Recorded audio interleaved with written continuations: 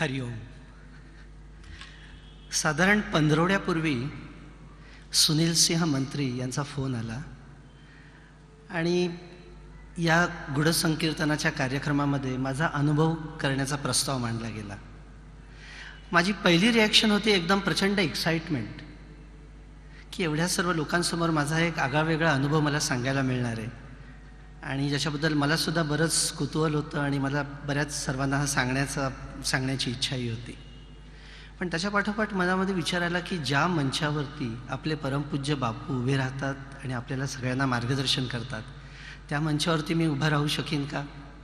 तिथे माझे विचार मांडू शकीन का?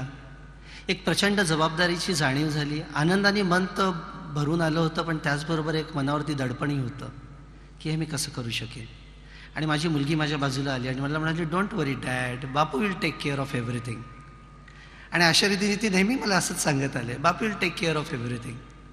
आणि म्हणून मी इथे धाडसाने इथे उभा आहे आणि माझा प्रसंग मी सगळा सांगू इच्छितो. ॲक्च्युली हा प्रसंग जो मी अनुभवला तो भयावह तर होता, भयंकर होता, पण त्याचबरोबर मी म्हणेन की त्यातनी मला एक माझ्या आयुष्याला खूप छान कलाटणी मिळाली. हा अनुभव मला सांगायला 3-4 ठिकाणी चांगल्या ठिकाणी संधी मिळाली. एक महाराष्ट्र टाइम्समध्ये सगुण निर्गुणमधून मला हा माझा अनुभव सांगता आला.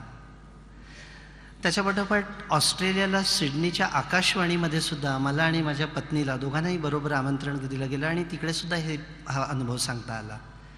आणि आत्ता सगळ्यात लेटेस्ट म्हणजे KEM हॉस्पिटलमध्ये MBBSला जी नवीन दाखल झालेली मुलं आहेत, विद्यार्थी आहेत, त्यांच्यासमोर शिदोरी या कार्यक्रमामध्ये असे काही अनुभव म्हणून मला तिथे बोलवलं होतं आणि मला नवीन मुलांना मार्गदर्शन करण्यासाठी म्हणून बोलवलं होतं आणि तिथेही मला अनुभव सांगायला मिळाला. प्रत्येक ठिकाणी क्राऊड थोडा वेगळा वेगळा होता. ऑस्ट्रेलियामध्ये पाश्चात्य देशामध्ये इतरांशी समरस होताना स्वतःचं देव, स्वतःचं सगळी संस्कृती ही थोडीफार विसरून, गुरुतत्वाकडे पाठ करून पाश्चिमात्यांच्या बरोबर ग्लासला ग्लास लावणारी मंडळी असतात, त्यांच्यासमोर सांगण्यामागे माझा वेगळा हेतू होता. KEM हॉस्पिटलमध्ये आलेली मुलं ही बहुधा शास्त्रीय कस धरतात आणि शास्त्रीय कस धरून बहुतेक जणांचं असं मत असतं की आस्तिकता ही एक अंधश्रद्धा आहे. आणि अशा मुलांसमोर शास्त्रीय कसांबरोबर सुद्धा मला सांगावंसं वाटलं की माझा अनुभव ऐका, माझ्यानंतर माझ्या आयुष्यामध्ये त्या अनुभवानंतर आलेल्या गोष्टीसुद्धा ऐका आणि मग तुम्हीसुद्धा माझ्याप्रमाणेच म्हणाल, हे फक्त देवच करू शकतो, हे फक्त देवच करू शकतो.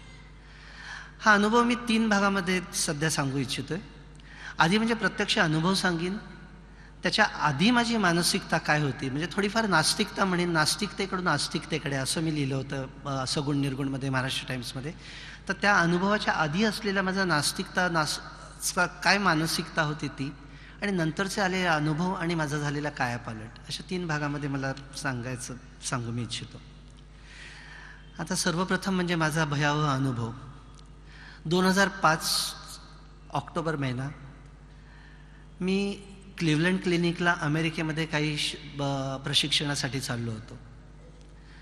तसं मी दरवर्षी निदान 5-6 तरी माझ्या ट्रिप्स कुठे ना कुठेतरी निरनिराळ्या ठिकाणी शिक्षणासाठी, कॉन्फरन्सेससाठी व्हायच्या. पण यावेळेला अचानक माझी पत्नी आली आणि तिने माझ्या बॅगेमध्ये बापूंचा फोटो ठेवला आणि ती म्हणाली, राजीव, मला माहिती आहे तुझा विश्वास नाही आहे, पण तू माझ्यासाठी हा फोटो तुझ्याबरोबर ठेव. तेव्हा मी म्हटलं, हा फोटो ठीक आहे, ती म्हणते तर ठेवू, काय बघू आता, तिचं एवढं ऐकतो हे पण ऐकू. पण तेव्हा मला कल्पनाही नव्हती की बापूने जे असे फोटोमध्ये केलेले हात, एक प्रचंड सुनामी, माझ्या आयुष्यात येणारी सुनामीला ते थोपवून धरणार होते आणि मी वाहून जाणार नाही याची ते काळजी घेणार होते. तिकडे क्लिव्हलंड क्लिनिकमध्ये नोव्हेंबर महिना, थंडी होती, स्नो पडायला लागला होता. कधी कधी हॉस्पिटलपासून ते माझ्या हॉटेलपर्यंत मी स्नोमध्ये तसाच धावत धावत जात असे आणि अचानक माझ्या पाठीमध्ये थोडेसे बरगडीमध्ये दुखायला लागलं. मी म्हटलं की ठीक आहे, स्नोमध्ये धावल्यामुळे कुठेतरी लचक भरली असेल आणि साधारण आठवड्याभरामध्ये भारतामध्ये परत यायचं होतं, म्हणून मी तिकडे काही विशेष तपास करण्याच्या भानगडीमध्ये पडलो नाही. आल्यानंतर सुद्धा एक दिवस जेट लॅगमध्ये गेला, दुसरा दिवस बरेच 2-3 महिने पेशंट थांबले होते म्हणून ते बघण्यामध्ये अख्खा दिवस तसाच घालवला आणि तिसऱ्या दिवशी ब्लड इन्व्हेस्टिगेशन्सनं दिलं आणि एक बॉम्बशेल पडली. त्या तपासणीमध्ये असं लक्षात आलं की मला ब्लड कॅन्सर झाला होता, ॲक्यूट मायलॉइड ल्युकेमिया, ज्याच्यामध्ये साधारणतः म्हणजे डेथ रेट हा प्रचंड असतो आणि फार तर फार 3 वर्षाची गॅरंटी असते. 2005 साली ही झालेली गोष्ट आहे. फार तर फार 3 वर्षाची गॅरंटी असते. मला कल्पना नव्हती की मला ब्लड कॅन्सर आहे. इनफॅक्ट मी जेव्हा अमेरिकेहून परत आलो त्यावेळेला मला रक्त तपासणीमध्ये जे निदान आढळलं की त्याच्यामध्ये माझा प्लेटलेट काउंट हा फक्त 10,000 होता. सर्वसामान्यतः तो 1.5 लाख असतो आणि 50,000च्या खाली गेल्यानंतर कुठेही रक्तस्राव होऊ शकतो, मेंदूमध्ये होऊ शकतो, पोटामध्ये होऊ शकतो आणि 20,000च्या खाली it is fatal. The death can be the consequence. आणि माझा 10,000 होता. आणि असं असतानाही अमेरिकेत भारत हा प्रवास माझा अगदी निर्विघ्नपणे झाला. अर्थात प्रवासामध्ये मला मदिरा प्राशनाची इच्छा होऊन दिली नाही, बापूंनीच होऊन दिली नाही. कारण अशावेळी जर का मी प्लेनमध्ये फ्री असलेली लिकर वगैरे घेतली असती तर कदाचित पोटामध्ये रक्तस्राव होऊन तिथेच इतिसमाप्ती झाली असती. पण बापूंना मदिरेचा द्वेष आहे आणि त्यांच्यामुळेच मला असं वाटतं आपोआप आपल्या भक्तगणांमध्ये सुद्धा थोडाफार द्वेष निर्माण होतो. मी इथे पोचलो, एक दिवस बॉम्बे हॉस्पिटलमध्ये काढला आणि हळूहळू तब्येत खूपच खालावली. दुसऱ्या दिवशी टाटा हॉस्पिटलला शिफ्ट झालो. टाटा हॉस्पिटलला शिफ्ट होत असतानाच माझ्या संपूर्ण दोन्ही फुफ्फुसांमध्ये, लंग्समध्ये पाणी जमलं, पल्मनरी एडिमा. आणि पल्मनरी एडिमामध्ये खूपच प्रचंड जीव जाण्याची धास्ती असते. आणि मी जोपर्यंत टाटा हॉस्पिटलमध्ये पोचलो आणि तेव्हा ICCU न बुक करता आम्ही प्रायव्हेट रूममध्ये शिफ्ट झालो होतो, तर तेव्हा जर का एका सेकंदाची जरी दिरंगाई झाली असती तरीसुद्धा दुसऱ्या क्षणी म्हणजे असल्याचं नसतं झालं असतं. पण अचानक मला एक अवसान आलं आणि मीच माझ्या brother in law, he was a resident surgeon there, doctor Chetan Pradhan, त्यांना सांगितलं की give me Lasix, quickly give me Lasix. आणि एकापाठोपाठ एक लॅसिक्सची इंजेक्शन्स घेतली. माझ्या लंग्समधलं पाणी कमी झालं आणि हळूहळू मी बरा झालो. त्याच्यानंतर पुढची महत्त्वाची स्टेप होती म्हणजे तिकडे निदान झाल्यानंतर कॅन्सरची ट्रीटमेंट. जेव्हा खाली ICCUमध्ये शिफ्ट केलं तर तेव्हा तिकडे डॉक्टर पूर्विश पारिक यांचे असिस्टंट, माझ्या सासऱ्यांशी बोलताना मी ऐकलं की आपण किमोथेरपी चालूच करू शकत नाही आहोत. किमोथेरपी म्हणजे कॅन्सरसाठी देणारी ट्रीटमेंट. ते म्हणाले chemotherapy will have a devastating effect. मी म्हटलं ऑलरेडी मी सध्या श्वास घेऊ शकत नाही आणि अशा याच्यामध्ये अजून एक्स्ट्रा डिव्हास्टेटिंग म्हणजे काय होणार. आणि जर का मला ट्रीटमेंटच मिळाली नाही तर मी कसा बाहेर येणार. त्यातून टाटा हॉस्पिटलमध्ये आजूबाजूला बघितलं तर आजूबाजूला बरेचसे पेशंट होते. कोणाची ट्रॅकिओस्टॉमी झालेली होती, कोण व्हेंटिलेटरवरती होते, कोणाला बेड सोर्स झाले होते आणि त्या अनेक वेदनांमधून जाणारे ते टर्मिनल एंड स्टेजचे रुग्ण बघताना मी म्हटलं की या सगळ्या हाल अपेष्टा आणि यातनांमधून मला जाणं खूप कठीण आहे. आणि मग एकच विचार मनामध्ये आला की आता या सगळ्या ह्याच्यातून जायचं नसेल तर somehow you should terminate your life your self. आणि म्हणजे आपण स्वतःची आत्महत्या म्हणतो तर तसे विचार मनामध्ये प्रबळ यायला लागले. कार्डिओलॉजिस्ट असल्यामुळे बरीच कार्डियक ऑपरेशन्स वगैरेमध्ये मी त्यामध्ये थिएटरमध्ये असतो. त्यामुळे ओपन हार्ट सर्जरी करताना हार्ट कसं बंद करतात त्याचे सर्व घटक, म्हणजे ज्याला कार्डिओप्लेजिया म्हणतात, त्या कार्डिओप्लेजिया सोल्युशनमधले सगळे केमिकल घटक मला माहिती होते. आणि त्याच्यापैकी एक जरी घटक मला तिथे आजूबाजूला दिसतोय का मी शोधायला लागलो आणि मला मिळाला असता तर नेकलाईन होती, माझे हात फ्री होते आणि एक सिरिंज घेऊन तो आतमध्ये इंजेक्ट केला असता तर एका क्षणामध्ये या सगळ्या यातनामधून मी बाहेर पडू शकीन अशा विचाराने मी ग्रासलो गेलो होतो. कारण मला ट्रीटमेंटच मिळू शकणार नव्हती असे डॉक्टर पूर्विश पारिकचे असिस्टंट म्हणाले होते. मी इनफॅक्ट दुसऱ्या दिवशी माझ्या पत्नीला म्हटलं की इच्छापत्र मी लिहितो, हे करतो, ते असे बरंच म्हणजे शेवटचे टर्मिनल विचार यायला लागले. आणि एक अचानक आश्चर्यजनक घटना घडली. प्रियाचा अगदी ठाम विश्वास होता की बापू यातून बाहेर काढतील. इनफॅक्ट ज्या दिवशी मी बॉम्बे हॉस्पिटलमध्ये पहिल्या दिवशी होतो आणि मी ती भयानक रात्र होती. इवन मला एक वेळा मी अनकॉन्शियसही झालो होतो, ज्याला पोस्ट असिव्ह सिंकपी असं म्हणतात. आणि त्या रात्री वॉचमनने सांगितलं की एक कपल रात्री 1-2च्या सुमारास येऊन गेलं. आणि असं मी मागे सुद्धा ऐकलं होतं की जेव्हा SR मेहता हॉस्पिटलला सायनला एक अतिव बापू भक्ताची ASD सर्जरी झाली होती तर तेव्हा सिस्टर म्हणाली होती, नंतर मग फोटो जेव्हा बापूंचा आणि नंदाईंचा बघितला तेव्हा बापूंचा फोटो बघून म्हणाले हे तर रात्री येऊन गेले. आणि खरे बापू आले नव्हते, पण बापू जेव्हा येतात तेव्हा ते काही जणांना दिसतात. आणि त्याप्रमाणे त्या वॉचमनला दिसलं होतं. आणि माझी खात्री आहे, प्रियाची खात्री आहे, की त्यावेळेला बापू आणि नंदाई बघून हात करून गेले होते. आणि म्हणून तिला प्रचंड खात्री होती की बापू या आजारातून मला काढतील, आणि ती मला सतत विश्वास देत होती. पण माझं मन ते मानायला तयार नव्हतं. आणि त्या संध्याकाळी मला एक स्वप्न पडलं, आणि स्वप्नामध्ये मला असं दिसलं की बापू एक मोठा हातामध्ये झाडू घेऊन होते, जसं आपल्या म्युन्सिपल कॉर्पोरेशनमधले झाडूवाले हातात झाडू घेऊन असतात तसं. आणि त्यांनी झाडूनी असं असं हात हलवला आणि असा हात केला. सोमवारची रात्र होती आणि मी जागा होऊन प्रियाला म्हटलं की Priya, your Bapu had come in my dream. He has cleaned my lungs, आणि आता if he has cleared the muck out of my lungs, now I think now I will make it. आणि एक आत्मविश्वास थोडा आला की मी काहीतरी करू शकेन. त्यानंतरची पुढची स्टेज होती की मला जे बापू अभयदान देणार होते, किंवा जे सद्गुरू तत्वाकडून मला जे आशीर्वाद मिळणार होते, तर त्याच्यासाठी माझ्यात सोफार नास्तिकतेमुळे माझ्याभोवती एक थोडं कवच होतं. आणि अशा वेळेला सुचितदादांकडे जेव्हा प्रिया गेली तेव्हा ते म्हणाले की राजीव नीड्स गुड ॲक्सेप्टन्स, आणि हे आशीर्वाद घेण्यासाठी त्याचं हे कवच जायला हवं. आणि म्हणून त्यांनी मला विष्णू सहस्त्रनामाची एक कॅसेट दिली, आणि स्वतः सुचितदादांच्या हस्तस्पर्शाची कॅसेट मला मंगळवारी, त्या मंगळवारी म्हणजे 26 नोव्हेंबर 2005 त्यांच्या सुचितदादांच्या हस्तस्पर्शाची विष्णू सहस्त्रनामाची कॅसेट मिळाली, आणि ती मी ऐकायला लागलो. आणि दुपारी डॉक्टर शिवा निचांकी त्यांचा प्रियाला फोन आला की प्रिया, शाम को कुछ भी होना, ICCU में से मत हिलना. थोडी प्रियाला आधी खरी भीती वाटली की काय म्हणजे काय होणार आहे का, आणि म्हणून असा मेसेज आला का. पण खरी गोष्ट उलट होती. त्या दिवशी प्रत्यक्ष नंदाईंना बापूंनी पाठवलं होतं तिथे, आणि 2 जणांवरती त्यांना कृपा दृष्टी करायची होती. आणि दोन्ही सध्या रुग्ण, एक मी आणि दुसरे रुग्ण टाटा कॅन्सरमधले, दोघेही आम्ही सध्या धडधाकट आणि चांगले आहोत. आणि नंदाई प्रत्यक्ष आल्या आणि मला कानामध्ये म्हणाल्या, राजीव, मी अनिरुद्धचा मेसेज घेऊन आले. You have been a good fighter all along your life. You are going to fight and you are going to win this battle. Fighter हमेशा जीतता है, फाइटर हमेशा जीतता है. आणि दुसरा दिवस माझ्या दृष्टीने एक आत्मविश्वासाचा दिवस होता. आणि त्या आत्मविश्वासाने मी 2 दिवस बेडवरून उठलो नव्हतो, तो ताबडतोब उठून बसलो. दीर्घ श्वसनाचे व्यायाम सुरू केले. त्याच दिवशी सकाळी फिजिओथेरपिस्ट येऊन तिने मला सांगितलं की कसे श्वसनाचे व्यायाम करायचे.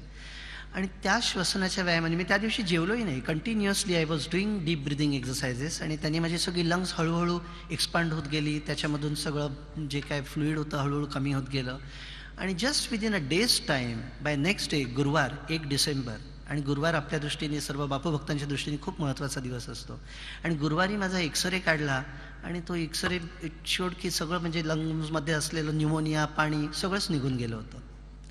आणि डॉक्टर आले आणि म्हणाले, now he is too good to be kept in ICU. Why he is in ICU. आणि मला तिकडून बोन मॅरो ट्रान्सप्लांटेशन युनिटमध्ये हलवलं. BMTमध्ये हलवलं म्हणजे मला बोन मॅरो ट्रान्सप्लांटेशन मिळालं नाही.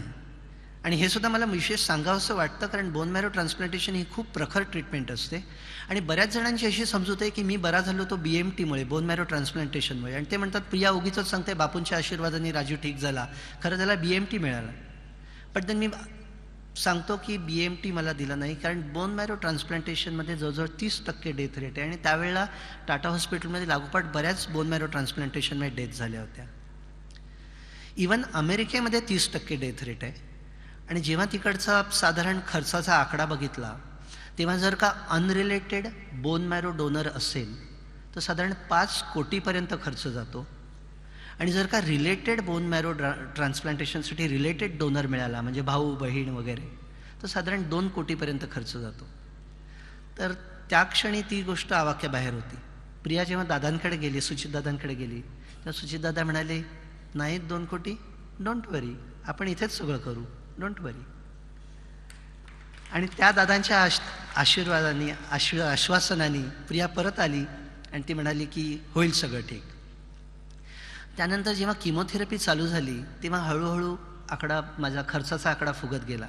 शेवटी जवळजवळ तो 60 लाखापर्यंत पोहोचला होता. तेव्हा मी माझ्या मुलीनं म्हटलं की हे असंच होत राहिलं तर आपलं सगळं बँक बॅलन्स संपेल. त्याच्यानंतर जरी मी बरा झालो तरीसुद्धा I don't know whether I will be able to practise or not.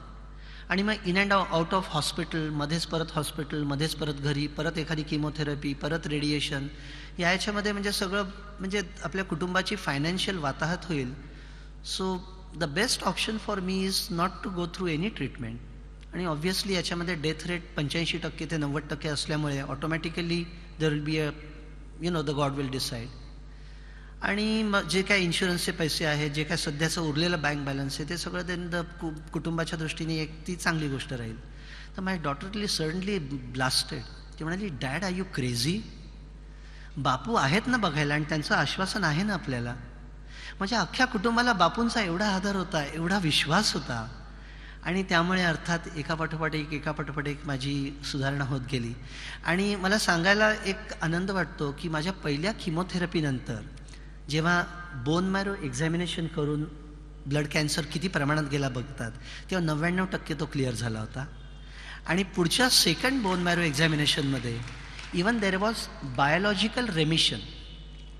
म्हणजे एखाद्या पेशीमध्ये जेव्हा म्युटेशन होतं आणि त्याच्यामध्ये कॅन्सरस ग्रोथ होते, तर तेव्हा हे म्युटेशन म्हणजे त्याच्यामध्ये झालेली एक जेनेटिक ॲबनॉर्मॅलिटी असते.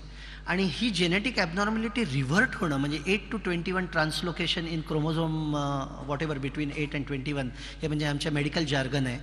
तर ते कम्प्लीट नंतरच्या बोन मॅरो एक्झामिनेशनमध्ये रिव्हर्स झालं होतं. म्हणजे विच इज ॲब्सोल्युटली वंडरफुल, म्हणजे अनबिलिव्हेबल थिंग की बायोलॉजिकल रेमिशनसुद्धा झाली होती. आणि ती कोणाच्या तरी कृपाछत्राशिवाय होणार नाही. आणि हे खुद्द डॉक्टर पूर्वेश पारीख म्हणाले की someone up there is helping you, otherwise your recovery was not possible.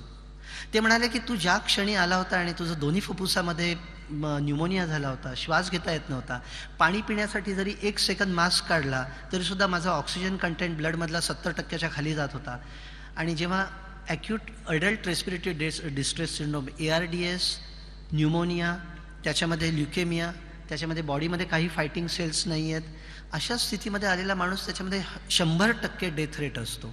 पण अशा स्थितीमधून हा बाहेर आला म्हणजे someone up there is helping you, असं स्वतः doctor Purvesh Parikh, chief of oncology from Tata hospital, he himself said.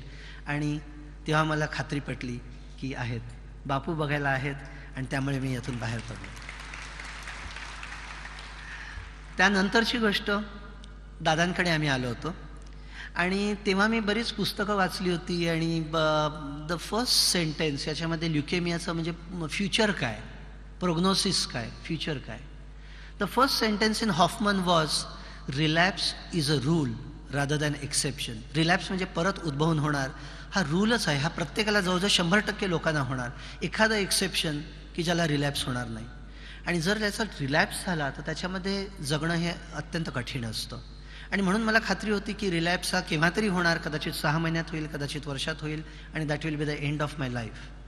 आणि त्यावेळेला दादांकडे गेलो तेव्हा दादा म्हणाले की राजीव, एक लक्षात ठेव, जरी समोर एखादा सर्प उभा असेल, कोब्रा, अगदी विनॉमिनस, एकदम विनॉम असलेला, विनॉम प्रचंड ज्याच्या फण्यामध्ये असा सर्प उभा असेल फणा काढून, तरीसुद्धा तो समोर उभा असल्यानंतर त्यांनी डंख मारायचा का नाही, का सरळ जायचं, हे दत्तगुरू ठरवतात. जरी समोर असेल तरी घाबरू नको. And then if he wants you to be alive, you don't have to worry about it. आणि त्याच्यानंतर गणपतीच्या याच्यामध्ये जेव्हा मला स्वतः बापूंनी एक आशीर्वाद दिले आणि ते म्हणाले की राजीव, आता पुस्तकं बाजूला ठेव, हे ग्रंथ वगैरे जे असतात त्याच्यामधलं पर्सेंटेज आणि 85% मॉर्टॅलिटी आणि 100% मॉर्टॅलिटी, राजीव हे ग्रंथ आता बाजूला ठेव. आपल्या बाबतीत झाल्या या सगळ्या गोष्टी ग्रंथामधल्या नाही आहेत, वेगळ्या आहेत. So just keep quiet.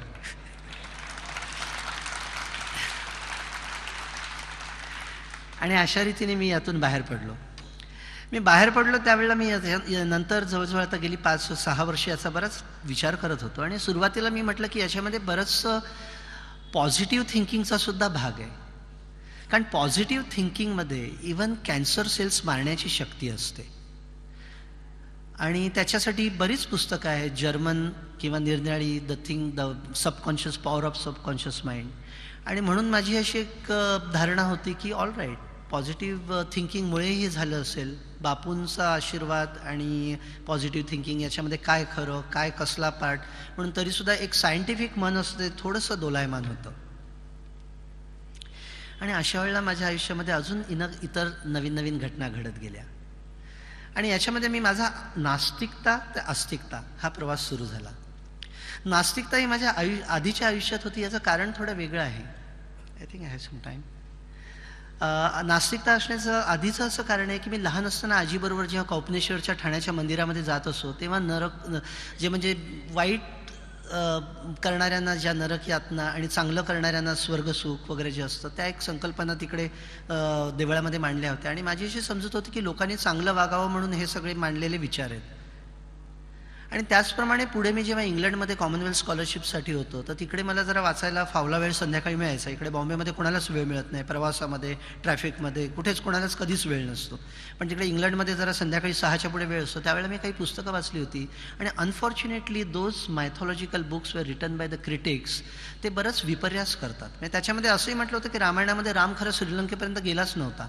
जबलपूरपासून 100 किलोमीटरवरती असलेला कुठला तरी त्रिकुटिया पर्वत तिकडे आणि तिथे इंद्राणा तर असे बरेच काही काही असे संदर्भ होते आणि जे मी वाचले होते. त्यामुळे माझी अशी तेव्हा ठाम समजत होती की जे इराणच्या मार्गाने जे आर्यन वेस्टर्न पूर्वीच्या काळी ख्रिस्तपूर्व 1000 वर्षाच्या पिरियडमध्ये आले आणि द्राविड आपले जे खाली होते त्यांच्यामध्ये जी युद्ध झाली त्याच्यामध्ये चांगलं वागणं कसं वाईट वागणं कसं हे डिस्टिंग्विश करण्यासाठी म्हणून रामायण हे आखलं गेलं. आणि जे ऋषी होते ते एक युगप्रवर्तक होते, त्यांना समाज चांगला वागायला हवा होता आणि म्हणून त्यांनी लिहिलं होतं. असं एक माझी ठाम समजत होती की रामायण वगैरे सुद्धा ही लोकांनी चांगलं वागावं म्हणून एक केलेली संकल्पना आहे. आणि तसंच मी समजतो सुरुवातीला काय बापूसुद्धा एक युगप्रवर्तक आहेत. ज्याप्रमाणे टिळक आगरकर यांनी जेव्हा आपला भारत पारतंत्र्यात होता, गुलामगिरीमध्ये होता आणि कोणालाही विश्वास नव्हता की यातून माणूस बाहेर पडेल आणि अशा वेळेला त्यांनी एक आमूलाग्र बदल घडवला. आणि त्याचप्रमाणे मला असं वाटत होतं की बापूंकडे ही शक्ती आहे.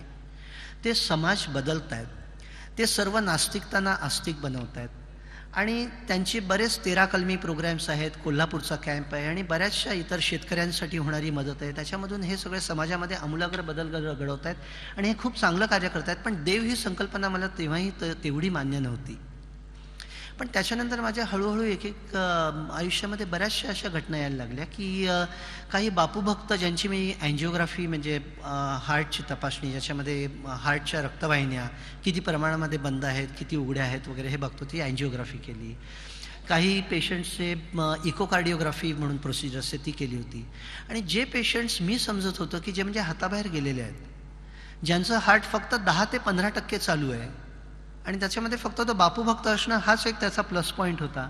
आणि काही काळाने बघितलं तर 2 महिन्यांनी 3 महिन्यांनी त्यांच्या हार्टमध्ये संपूर्ण पूर्ववत ताकद आलेली बघितले. अँजिओग्राफी करताना हार्ट अटॅक आल्यानंतर रक्तवाहिनीमध्ये 100% बंद असते, तिथे एक रक्ताची गाठ असते आणि एक 4% फक्त रक्तवाहिनी कदाचित मोकळी होऊ शकते. पण मी बघितलं बऱ्याचशा बापूभक्तांमध्ये हे प्रमाण जास्त होतं. आणि एवढंच नव्हे तर ही काही वेळेला ही गाठ असलेली गाठ एखाद्या साईड ब्रँचमध्ये टर्मिनल लोकेशनला गेलेली आढळली तर त्याच मेन रक्तवाहिनीमध्ये सुरुवातीच्या पोर्शनमधून हळूहळू मायग्रेट होऊन डिस्टल लोकेशन टर्मिनल लोकेशनला जाऊन आढळली की जिथे त्या गाठीचा जास्त हृदयाला इजा होणार नाही. आणि हे सगळे प्रकार मी एक एक बघता मला वाटलं की हे सगळे अनाकलनीय आहे, हे होऊ शकतं. पण एकच परिवार जो बापूभक्त आहे त्यांच्या बाबतीत मी हे परत बघतोय आणि जे इतर म्हणजे ॲट लार्ज बाकीचं जे काय म्हणजे पॉप्युलेशन आहे त्याच्यामध्ये हे बघत नाही. आणि त्यामुळे माझी ठाम समजूत झाली की हे फक्त देवच करू शकतो, हे फक्त देवच करू शकतो. अर्थात माझ्या अनुभवामध्ये माझ्यापेक्षा जास्त होरपळली गेलेली आणि जास्त सहन केलेली म्हणजे माझी पत्नी डॉक्टर प्रिया कर्णिक. तिने असं बरंच अनुभवलं आणि इनफॅक्ट तिने मला उभं केलं, तिने मला आत्मविश्वास दिला आणि तिलाही बापूंबद्दल म्हणजे तिला आलेले अनुभव 5 मिनिटामध्ये सांगायचे. So I think with your kind permission I please call doctor Priya Karnik, my wife. Thank you. हरिओम. आत्ताच माझे पती डॉक्टर राजीव सिंह यांनी त्यांच्या दुर्धर अशा आजाराविषयीचा अनुभव आपल्या सगळ्यांना सांगितला. त्यांची पत्नी म्हणून आपल्या लाडक्या सद्गुरूंचे आभार मानावे तेवढे थोडेच आहेत. या सद्गुरू माऊलीच्या ऋणातून आम्ही कधीही मुक्त न होत हीच त्यांच्या चरणी माझी प्रार्थना. आमच्या कुटुंबावर कोसळलेल्या या आपत्तीतून बाहेर पडल्यावर एके दिवशी आपल्या सद्गुरूंचा सगळ्यात आवडता असा श्री गुरुचरित्रातील 14वा अध्याय मी सहज वाचत होते. वाचता वाचता मला असं जाणवू लागलं की त्यातील सायनदेवावर यवनाच्या रूपात कोसळलेले संकट आणि त्यातून श्री नृसिंह सरस्वतींनी त्यांची केलेली मुक्तता यासारखीच घटना डॉक्टर राजीव यांच्याही बाबतीत घडून गेली. अर्थात हे सांगताना मी डॉक्टर राजीव यांची तुलना सायनदेवांसारख्या महान भक्ताशी नक्कीच करत नाहीये.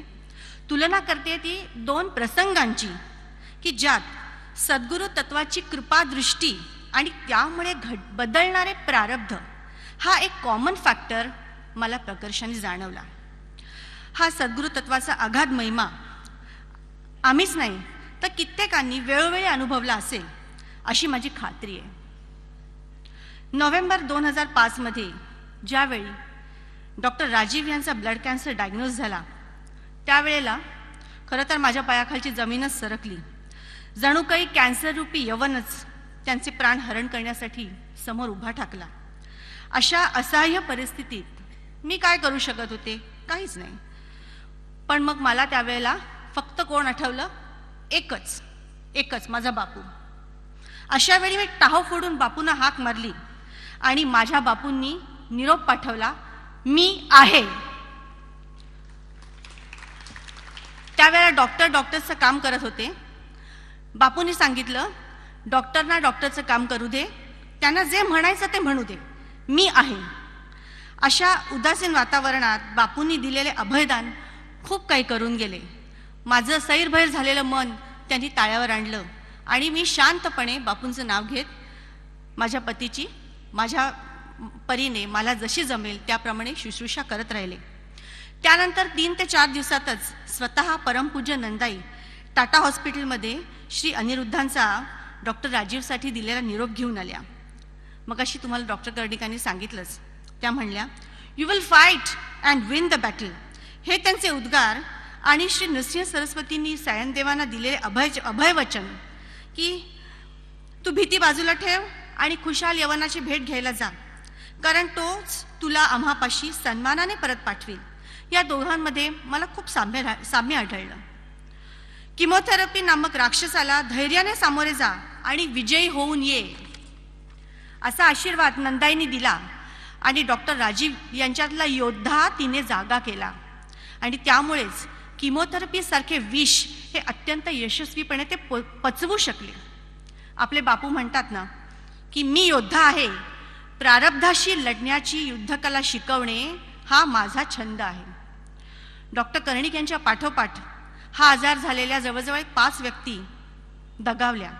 मग अशी कोणती गोष्ट होती की ती त्या 5 व्यक्तींकडे नव्हती आणि डॉक्टर कर्णिकांकडे होती? अर्थातच सद्गुरू कृपेचे अभेद्य कवच जे त्यांच्याकडे होते. या ट्रीटमेंटच्या 6 महिन्यांच्या काळात परमपूज्य दादांनी आम्हाला जो आधार दिला तो आम्ही कधी विसरूच शकणार नाही. डॉक्टर कर्णिक यांचे ब्लड रिपोर्ट रोज मी डॉक्टर शिवांमार्फत परमपूज्य दादांकडे पोचवत असे, कारण तशी त्यांची आज्ञाच होती. त्या दरम्यान डॉक्टर कर्णिक यांच्या प्रकृतीतील चढा उतारामुळे माझ्या मनात कधी कधी शंका कुशंका येत असत, परंतु त्या शंकांचे निरसन न कंटाळता न रागवता दादा करीत असत. अशा प्रकारे या परमात्मत्रयीने डॉक्टर राजीवना, मला आणि माझ्या 2 मुलींना अक्षरशः फुलासारखे जपले. या काळात मला मानसिक, शारीरिक आणि आर्थिकदृष्ट्या सक्षम ठेवले आणि म्हणूनच या काळातही आम्ही स्वाभिमानाने आणि आत्मविश्वासाने जगू शकलो. प्रारब्धाचे हे भोग भोगत असताना बापूंनी आमच्यासाठी जी काही सपोर्ट सिस्टीम तयार केली त्याला तोड नाही. डॉक्टर शिवा, सौ ज्योती गावडे, अंकुश चौधरी यासारख्या बापू परिवारातील मित्रमंडळींकडून मिळणारा आधार आणि सहाय्य ही सुद्धा त्याचीच कृपा. माझ्या बापूंनी डॉक्टर राजीव यांना या जीवघेण्या आजारातून फक्त बाहेरच काढलं नाही, तर आजारापूर्वीच्या ताकदीसह परत प्रॅक्टिस सुरू करण्याची शक्ती बहाल केली. झालेल्या प्रसंगाचा साधा ओरखडाही आमच्यावर ठेवला नाही. ह्या सर्वांमागे कारण फक्त एकच, त्याचं भक्तांवरील अमर्याद प्रेम, अकारण कारुण्य. मग तो सायनदेवांसारखा सर्वश्रेष्ठ भक्त असो किंवा आमच्यासारखा अतिसामान्य भक्त असो, आपल्या हृदयातील आर्तता तो ओळखतो आणि काळाच्या दाढेतून भक्ताला बाहेर काढतो. ज्याचे हृदयी श्री गुरुस्मरण, त्यासी कैसे भय दारुण, काळ मृत्यू न बाधे जाण, अपमृत्यू काय करी.